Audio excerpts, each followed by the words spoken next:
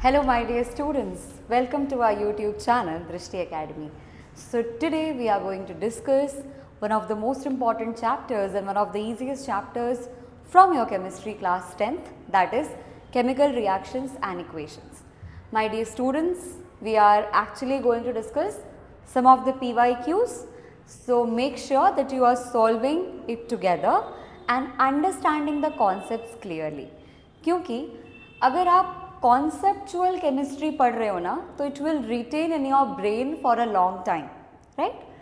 Don't memorize the things. I keep saying कि memory अगर आपकी अच्छी है तो आप समझ भी जाओगे तो आपका काम हो जाएगा, है ना? बट आपको बार बार उसको वैसे रटाफाई नहीं करना है उसको, ठीक है?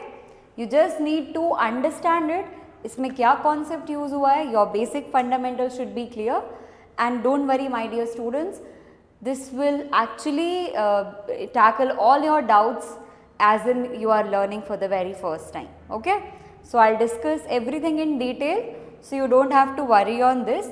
Just keep solving along with me and stay till the end. Let's begin, people. So the very first question, the question that can be solved by everyone, balancing the chemical equation, right? So my dear students, how do you balance the chemical equation? Do you use hit and trial method? Yes.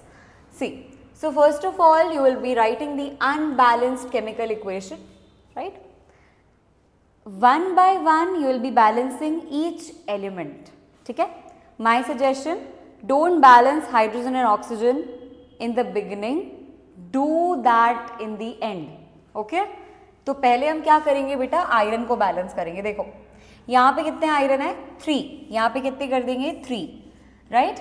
You need to remember that you can not change the formula, right?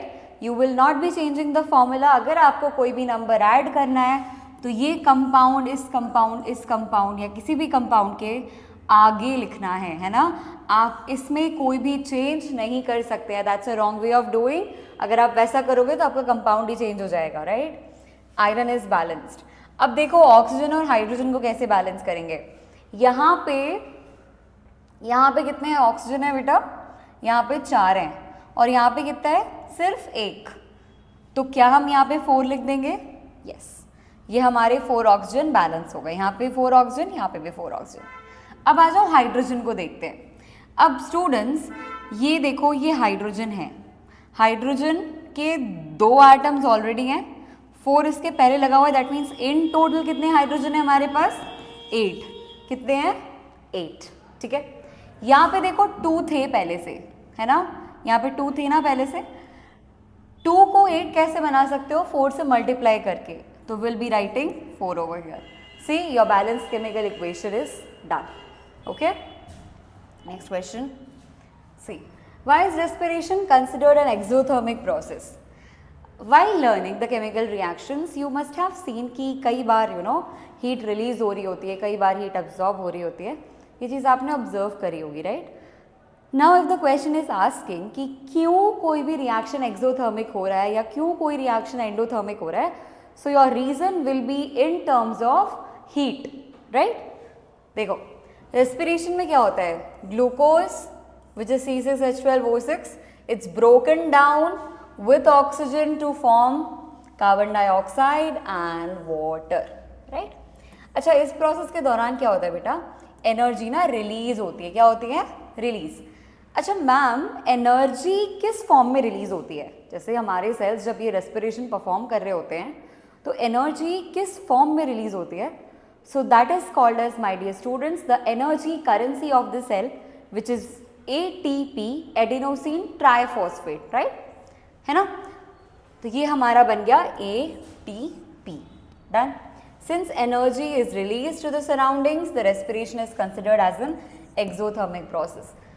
है ना? Heat is also a form of energy, right? So यहाँ पर हम energy के terms में देख रहे हैं. So we'll be mentioning about the energy. Okay, clear? Next, balance the following chemical equation. चलो आ जाओ करते हैं, ठीक है? सबसे पहले अनबैलेंस्ड केमिकल इक्वेशन को लिख दीजिए, राइट? अब यहाँ पे चेक करिएगा नाइट्रोजन और ऑक्सीजन एटम्स को क्या क्या चेक करना है, नाइट्रोजन और ऑक्सीजन एटम्स को चेक करना है। आप लेफ्ट हैंड साइड पे देखोगे तो नाइट्रोजन के 2 एटम्स हैं, है ना, और यहाँ पे कितना है बेटा, 1। बट मैम यहाँ पे तो हमने 2 लगा रखा है। क्यों 2 लगा रखा है? क्योंकि हम लास्ट में जब बैलेंस कर रहे हैं तो वहाँ पे 2 लगेगा। चलो कोई ना, काउंट करो, 2 × 2 4, तो इन टोटल इस साइड में कितने हो गए नाइट्रोजन के, 4 नाइट्रोजन आइटम्स हो गए। यहाँ पे देखो तो कितने हैं, 4 हो गए, 4 आगे मैंने लिख दिया, 4 नाइट्रोजन आइटम्स हो गए। चलो आ जाओ, अगला बैलेंस करो। ऑक्सीजन देखो, 3 × 2 6, 6 × 2 12। यहाँ पे देखो 1 2 3 4 5, 5 ही है, तो हम कहाँ कहाँ से चेंज कर सकते हैं? पहले तो जब आप काउंट कर रहे हो तो आप इसको देख रहे थे सिर्फ, है ना, बट आपको सिर्फ इसको नहीं देखना है बेटा, आपको ये वाले नंबर के साथ मल्टीप्लाई करके देखना है। देखो 4 2 कितना होता है, 8 ऑक्सीजन हो गए। यहाँ पे देखो 2 ऑक्सीजन हो गए, कितने हो गए ऑक्सीजन, 10 ऑक्सीजन हो गए। अच्छा मैम यहाँ पे भी तो 1 है ना, यहाँ पे भी 1 है, तो हम इसको क्या करेंगे, हम 2 बना देंगे, 2 ऑक्सीजन आइटम्स कर देंगे, ताकि यहाँ का हमारा जो बैलेंस है वो फुलफिल हो जाए, like total number of oxygen items है वो फुलफिल हो जाए। 3 2 6, 6 2 12 हो गया, 2 + 8 + 2 12 बैलेंस। आयरन देखिएगा 2 आयरन है, iron sorry lead, Pb, so Pb यहाँ पे देख लीजिए आप 2 है, तो equation is already balance, right. This is lead nitrate, breaks down to form lead oxide, nitrogen dioxide and oxygen, ठीक है। Next, name a reducing agent that may be used to obtain manganese from manganese dioxide. देखो reduction reaction के बारे में हम discuss कर रहे हैं। सो रिड्यूसिंग एजेंट हम क्या यूज करेंगे, will be using aluminium powder, right.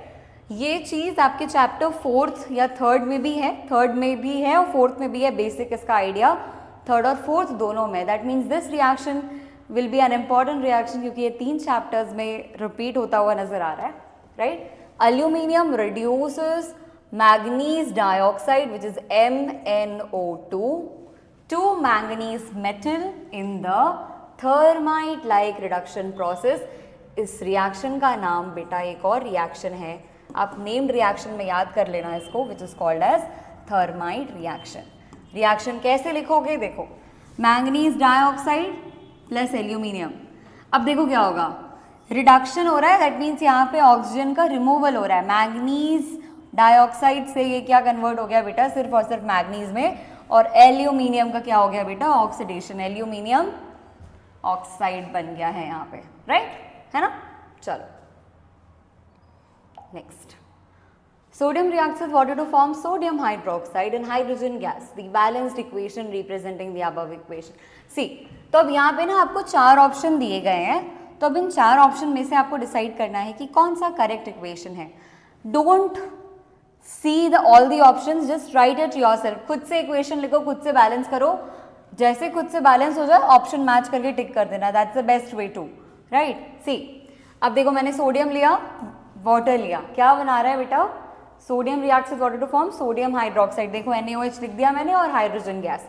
अब देखना यहाँ पे बैलेंस कैसे करते हैं, देखो first of all see, hydrogen यहाँ पे कितने हैं, 2 हैं, यहाँ पे कितने हैं बेटा हाइड्रोजन, 3 है।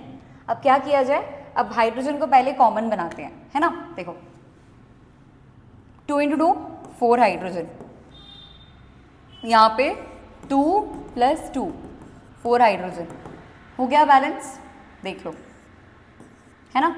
यहाँ पे देखो कितने ऑक्सीजन है, 2 ऑक्सीजन है, यहाँ पे कितने ऑक्सीजन है बेटा, 2 ऑक्सीजन है, 2 ऑक्सीजन 2 ऑक्सीजन, है ना। अब यहाँ पे 2 Na था बेटा, Na भी यहाँ पे 2 लगाने से 2 Na हो गया, तो यहाँ पे आप 2 Na लिख के सिंपली बैलेंस कर सकते हो। Match whatever option is there, आप डायरेक्टली ऑप्शन मार्क कर सकते हैं, which is 2 Na + 2 H2O give rise to 2 NaOH + H2, which is option number B is correct, है ना। अगले क्वेश्चन पे आते हैं। What change in the color of iron nails and copper sulfate solution do you observe after keeping iron nails dipped in copper sulfate solution for about 30 minutes? One of the most important equations from your topic displacement reaction, जहाँ पे आपको equation लिखना है, आपको बताना है कि कैसे क्या हो रहा है ना, कौन से कलर चेंज में क्या डिस्प्लेसमेंट हो रहा है, कौन सा कलर फेड कर रहा है, कौन सा कलर बन रहा है। तो वो चीज़ को आप देखो। देखो iron nails turn reddish brown due to the deposition of copper. जैसे ही कॉपर का डिपोजिशन होगा आयरन की नेल पर, वो कलर चेंज हो जाएगा बेटा उसका टू रेडिश ब्राउन, है ना। अच्छा, blue colour of the copper sulphate, ये पहले था ब्लू और इसके बाद जो FeSO4 बनेगा बेटा, ये बनता है आपका पेल ग्रीन कलर, है ना, ठीक है, पेल ग्रीन कलर बनता है। अच्छा मैम ये कैसे पता करेंगे बेटा, आपको रिएक्टिविटी सीरीज पढ़नी होगी इसके लिए, ठीक है, आप लोगों ने ऑलरेडी पढ़ा होगा, I hope so. This is you have to study from chapter number 3। इससे आपके सारे डिस्प्लेसमेंट रिएक्शंस आप खुद से सॉल्व कर सकोगे कि कौन कब किसको डिस्प्लेस कर सकता है। याद सिर्फ इतना रखना है बेटा आपको कि जो हाई रिएक्टिव मेटल है वो लीस्ट रिएक्टिव या उससे कम रिएक्टिव मेटल को डिस्प्लेस कर देंगे from its salt solution, and this is referred to as single displacement or simply as displacement reactions. Is that done? Next, question number 9. In a double displacement reaction, 7th, okay. In a double displacement reaction such as reaction between sodium sulfate and barium chloride solution, क्या होता है बेटा, देखो ये double displacement reaction है, तो double displacement reaction की analogy एक ही है कि उसमें आयंस का एक्सचेंज होता है, एटम्स का एक्सचेंज नहीं होता बेटा। तो ऑप्शन नंबर ए ऑलरेडी गलत हो गया हमारा। एक्सचेंज ऑफ आयन सही है, प्रेसिपिटेट बनता है जिसकी वजह से हम डबल डिस्प्लेसमेंट रिएक्शन को प्रेसिपिटेशन रिएक्शन भी कहते हैं, राइट। एक इनसॉल्यूबल सॉल्ट बनता है बेटा, है ना, इनसॉल्यूबल सॉल्ट बनता है which will be there in the products. तो क्या क्या सही हो गया बेटा मेरा, BCD, option number D is correct, आप मार्क कर सकते हैं। अगले क्वेश्चन पे चलते हैं। A student took sodium sulphate solution and added barium chloride solution to it. देखो बेटा दो एक्वस सोल्यूशन लिए हैं हमने, है ना, वो भी हमारे सल्फेट्स है ना, देख लो सल्फेट्स और क्लोराइड्स हैं। कैसे करेंगे, पहले इक्वेशन लिखते हैं, Na2SO4 sodium sulphate plus BaCl2 barium chloride, इसके बीच में आयंस का एक्सचेंज शो करोगे तो कैसे बनेगा, देखो barium sulphate barium sulphate barium sulphate बन गया, देख लो BaSO4, देखा। चलो अब ये देखो क्या बचा यहाँ पे NaCl, तो क्या बन गया यहाँ पे NaCl, ठीक है। इनसॉल्यूबल सब्सटेंस आप समझ पा रहे होगे कि ये तो हमारा सोडियम क्लोराइड है जो कॉमन सॉल्ट हम खाते हैं, तो ये तो डिसॉल्व हो जाता है। तो इनसॉल्यूबल कौन हुआ बेटा, बेरियम सल्फेट हुआ, है ना, यस और नो, यस। अच्छा कैसा है, वाइट कलर का होता है, वाइट प्रेसिपिटेट बनाता है, तो ऑप्शन नंबर सी में हमारा है वाइट BaSO4। नेक्स्ट क्वेश्चन पे चलते हैं। द अबव रिएक्शन सी, अब ये देखो अभी हमने डिस्कस किया था, रेस्पिरेशन का इक्वेशन लिखा गया है आपके लिए, है ना। इसमें क्या होता है बेटा, डिस्प्लेसमेंट नहीं होता है, एंडोथर्मिक है क्या, नहीं है, it's an exothermic reaction. Neutralisation तो वैसे भी नहीं होगा, है ना, एसिड बेस का ये रिएक्शन न्यूट्रलाइजेशन होता है, तो ये रिएक्शन नहीं होगा। अगला, state the law of conservation of mass. Class 9th में भी आपने पढ़ रखा है, आपने जब चैप्टर की शुरुआत करी होगी तो वहाँ पर भी आपको बताया गया होगा कि आप इक्वेशन बैलेंस किस लॉ के वजह से कर पा रहे हैं। It's also one of the most important laws under chemistry which is law of conservation of mass. तो आपको इसका डेफिनेशन याद रहना चाहिए। The law of conservation of mass states that mass can neither be created nor be destroyed in a chemical reaction. That means ना mass को हम डिस्ट्रॉय कर सकते हैं ना कोई मास को हम क्रिएट कर सकते हैं, है ना, जिसकी वजह से जो total mass of the reactants हैं बेटा वो किसके बराबर होता है, total mass of the products के बराबर होता है, ठीक है। तो ये चीज़ आप मेंशन करोगे, total mass of reactants is always equal to the total mass of the products, ठीक है। अगले क्वेश्चन पे आते हैं। Write one limitation of a skeletal chemical equation. See as in जब आप पढ़ते भी हो, आप जब इक्वेशंस को याद करते हो तो आप स्केलेटल इक्वेशन ही याद करते हो क्या, आप ऐसे याद रखते हो क्या कि 2 दिस फिर 3 दैट, है ना, gives rise to 4 that D that, कुछ भी वैसा, तो आप वैसे नहीं पढ़ते हो, आप सिर्फ उसका स्केलेटल टर्म्स में याद करते हो, उसके बाद आप खुद से उसको बैलेंस कर लेते हो, right. But there is a disadvantage of writing skeletal chemical equation, क्योंकि ये चीज़ law of conservation of mass को सेटिस्फाई नहीं करती है। आइए देखते हैं। A skeletal chemical equation does not indicate the relative number of atoms or molecules of reactants and products. That is, it is unbalanced and does not satisfy the conservation of mass. जब तक ये unbalanced है तब तक हम ये चीज़ कभी भी satisfy नहीं कर पाएंगे, which is called as law of conservation of mass. अगले क्वेश्चन पे चलते हैं बेटा. Identify the type of reaction. आप देखो ये किस टाइप का रिएक्शन है. ये है हमारा सिंगल डिस्प्लेसमेंट या फिर सिर्फ और सिर्फ डिस्प्लेसमेंट रिएक्शन. क्यों ऐसा हुआ, किसने किसको डिस्प्लेस किया, जो लीस्ट रिएक्टिव था वो चला गया, उसकी जगह पे हाई रिएक्टिव मेटल आ गया. दैट मीन्स ये यहाँ आ जाएगा और ये बाहर चला जाएगा. Right. Next question. Name the substance that gets oxidised in the chemical reaction. Oxidation किसका हो रहा है बेटा, हाइड्रोजन ऑक्सीडाइज हो रहा है. देखो एडिशन ऑफ ऑक्सीजन हो रहा है ना, which is also called as oxidation reaction. Right है ना. अच्छा, आप ऐसे भी कह सकते हो, अगर आप इसकी लाइक रेडॉक्स रिएक्शन का जो आप लिखोगे तो this is actually in the free state, elemental state. तो इसकी ऑक्सीडेशन स्टेट अगर आप देखेंगे तो ये ज़ीरो में था क्योंकि ये अपने एलिमेंटल स्टेट में था, और जब ये वाटर की तरफ ऑक्सीडाइज हो गया तो ये चला गया बेटा अपने +1 स्टेट में. ठीक है. हालांकि आप सिंपली ऐसे भी कर सकते हो, not an issue. Next question. Why is respiration considered as a chemical reaction. अभी तक हम इसको एक्सोथर्मिक रिएक्शन बोलते हैं, ये चीज़ पे क्वेश्चन था. ये क्वेश्चन है कि आखिरकार ये केमिकल रिएक्शन क्यों है. तो आप देखिएगा कॉन्सेप्ट को लगाने के अलग अलग तरीके हैं, है ना. एक ही चीज़ है उसको 2-3 तरीके से पूछा जा सकता है. Right. So your base should be clear, है ना. अगर आप रेस्पिरेशन पढ़ रहे हो तो आपको उसके बारे में पता होना चाहिए कि वो किस टाइप का रिएक्शन है, वो एक रिएक्शन है क्यों है, वो एक्सोथर्मिक है तो वो क्यों है. Right. Why should be clear always, है ना, कि मुझे ये चीज़ क्यों करनी है. Respiration is considered a chemical reaction because during the process glucose reacts with oxygen to form carbon dioxide, water and energy. आप सिर्फ ये लिखोगे तो भी चलेगा. आप केमिकल कॉम्पोजिशन को लेकर के कह सकते हो कि रिएक्टेंट्स की जो केमिकल कॉम्पोजिशन है, जो यहाँ पे केमिकल कॉम्पोजिशन है, वो चेंज हो जाती है जब नए सब्सटेंसेस बनते हैं, है ना, which is a characteristic feature of chemical reaction. तो आप केमिकल रिएक्शन की कैरेक्टरिस्टिक फीचर आप लिख दोगे तो आपका काम हो जाएगा. ठीक है. अगले पे आते हैं. What is meant by N exothermic reaction. क्या होता है बेटा एक्सोथर्मिक रिएक्शन, जहाँ पे हीट या फिर एनर्जी रिलीज होती है to the surroundings. Because of this release the temperature of the surroundings usually increases.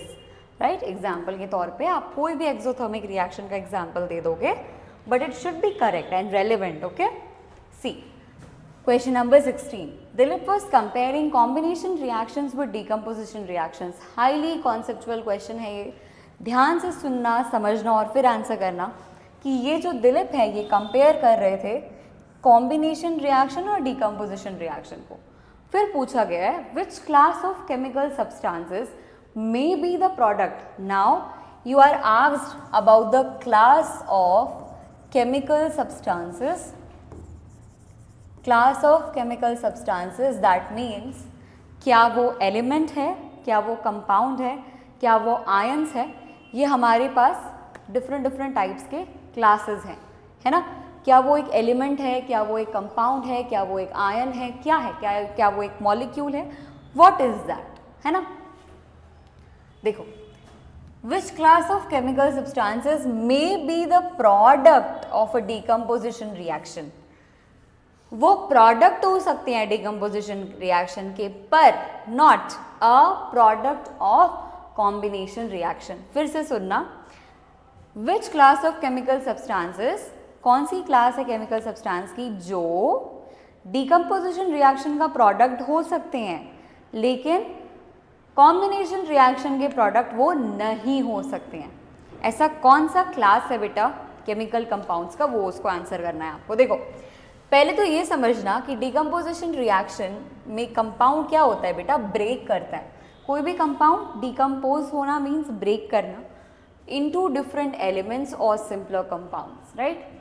अब कॉम्बिनेशन रिएक्शन में क्या होता है, दो या दो से ज़्यादा सब्सटेंसेस कंबाइन करते हैं to form a compound only. एक कंपाउंड बनता है बेटा, है ना. Therefore elements can be formed as products. Decomposition reaction में एलिमेंट्स प्रोडक्ट बन सकते हैं, है ना, पर कॉम्बिनेशन रिएक्शन में प्रोडक्ट्स नहीं बन सकते हैं, क्योंकि वो एक कंपाउंड बनता है बेटा, कोई एलिमेंट नहीं बनता है। देखो जैसे यहाँ पे है HgO breaks to form Hg+O2, है ना। अब ये एलिमेंट्स बन गए, ये डिकम्पोजिशन रिएक्शन में एलिमेंट्स बन सकते हैं, बट ऐसे प्रोडक्ट्स हमारे कॉम्बिनेशन रिएक्शन में कभी भी नहीं बन सकते हैं। अगले क्वेश्चन पे चलते हैं। Write the balanced chemical equation of any one reaction. कोई ऐसा रिएक्शन बता दीजिए that can not be classified as combination, decomposition, simple displacement, double displacement. My goodness, the question is saying कोई ऐसा इक्वेशन बताओ जो इन चारों मेजर टाइप्स ऑफ रिएक्शंस के अंडर नहीं आ सकते हैं। Now this is an exceptional case, right. Exceptional case, exceptional reaction, as per your level you will be answering it with a combustion reaction, क्योंकि कंबशन रिएक्शन इन सब में से कोई भी पार्ट के नहीं आते हैं। देखो such reactions are usually redox reactions, है ना। आपने आखिरी टॉपिक में ही पढ़ा है इस चैप्टर के कि रिडॉक्स रिएक्शंस अलग से आपको पढ़ाया गया, मतलब ये इन चारों क्लासेस की नहीं है, तो आप रिडॉक्स रिएक्शन को सोचना। अच्छा, redox reaction means oxidation reduction या फिर कंबशन रिएक्शन। देखो एक एग्जाम्पल समझना, बहुत प्यारा एग्जाम्पल है। मीथेन लिया हमने, इसका मैंने ऑक्सीडेशन करवाया है ना, है ना, और ऑक्सीडेशन और इसका रिडक्शन। चलो आ जाओ, ये देखो CH4+O2 क्या बनता है? कोई भी अल्केन अगर कंबशन करती है तो क्या बनाती है? Carbon dioxide plus water. क्या बनाती है? Carbon dioxide plus water, right. अच्छा देखो, this reaction is not a combination. ये क्या आपको कॉम्बिनेशन रिएक्शन लग रहा है? नहीं। क्या ये आपको डिकम्पोजिशन लग रहा है? नहीं। क्या इसमें डिस्प्लेसमेंट हो रहा है? नहीं। क्या इसमें डबल डिस्प्लेसमेंट हो रहा है? नहीं। तो ये सब कुछ भी नहीं हो रहा है। It is classified as a combustion reaction and also as a redox reaction. ये reaction दो type की reaction, like दो type की हैं. First of all, it belongs to combustion and then after it belongs to redox reaction as well. अगला question पे चलते हैं। 2 grams of silver chloride is taken in a china dish. China dish में हमने लिया, china dish को मैंने place किया है sunlight में for some time. What will be your observation in this case? क्या ऑब्जर्वेशन होगा आपका? Write the chemical reaction involved in the form of a balanced chemical equation, identify the type of chemical reaction, right. See observation देखो, the white silver chloride gradually turns grey और violet in colour. Violet generally आप grey ही लिखना, violet छोड़ दो, grey ही लिखना, grey ही बनता है actually. See one thing, understand it carefully, that silver chloride is not silver in colour. पहली चीज ये याद रखो, नाम है सिल्वर क्लोराइड लेकिन सिल्वर कलर का होता नहीं है। मैम कौन से कलर का होता है फिर? वाइट कलर का होता है बेटा। कौन से कलर का होता है? White. So the colour actually changes from white to grey. ये कलर चेंज आपको बहुत अच्छे से याद रखना है ना। क्यों होता है? रीजन दोगे आप, क्योंकि डिकम्पोजिशन हो रहा है। देखो AgCl सनलाइट के थ्रू Ag और Cl2 में ब्रेक कर जा रहा है। बैलेंस्ड केमिकल इक्वेशन आप देख सकते हैं। Type of reaction is also refer to as photo decomposition या फिर photo chemical decomposition reaction which is caused by light, है ना।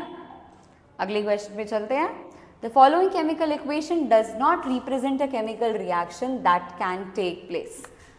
अच्छा, ये केमिकल रिएक्शन सिर्फ लिखी गई है और ये बोला जा रहा है कि ये रिएक्शन ऐसी नहीं होगी। इसकी बात सुनो। State what needs to be changed in the equation above for it to represent the correct reaction between Fe and H2O। देखो क्वेश्चन ये बोल रहा है कि आपको सिर्फ और सिर्फ रिएक्शन लिख दिया गया। Now it is asking you कि ये किस कंडीशन में होगा। What are all the conditions required for this particular chemical reaction to take place, right. तो आप इसको ऐसे आंसर करना, करेक्शन लिख करके कि iron does not react with liquid water. ये देखो, ये लिक्विड स्टेट में लिखा गया है अंडर नॉर्मल कंडीशन। कब होता है? कब होता है? स्टीम के साथ होता है। मैम वाटर ही तो है, बट वाटर का स्टेट डिफरेंट है। Water exist in major 3 state, solid, liquid, gas, है ना। अच्छा, now you will be wondering कि मैम ये लिक्विड वाटर के साथ तो रिएक्ट नहीं कर रहा है, पर ये किसके साथ रिएक्ट कर रहा है बेटा? स्टीम, भाप वाले पानी से ही रिएक्ट कर रहा है ना? तो H2O कौन से स्टेट में लिखना चाहिए था? यहाँ पे क्या गलत लिखा है बेटा? लिक्विड गलत लिखा है। क्या सही होता? गैसियस स्टेट सही होता। Also the product side must include hydrogen gas released. यहाँ पे देखो एक गैस छोटी हुई है, हाइड्रोजन गैस इज रिलीज्ड। ये रहा आपका balanced chemical equation. To make the equation correct, replace liquid water with steam and hydrogen gas as a product. हमने add करना है, ठीक है? Understood the question? See. All right, students. So we have discussed almost 19 questions, right? है ना? These are all the previous year questions, my dear students, and I hope that you people have understood it very, very nicely. Students, we are into the last moment, है ना? Last moment of your board examinations my dear students. तो बहुत अच्छे से मेहनत करो बेटा, खूब अच्छा करो, खूब मेहनत करो, है ना? एंड दृष्टि academy believes in you people बच्चों कि आप बहुत अच्छा करके आओगे। You have all the wishes, all the blessings of everyone from दृष्टि एकेडमी। गॉड ब्लेस यू बच्चों, स्टे कनेक्टेड। Thank you.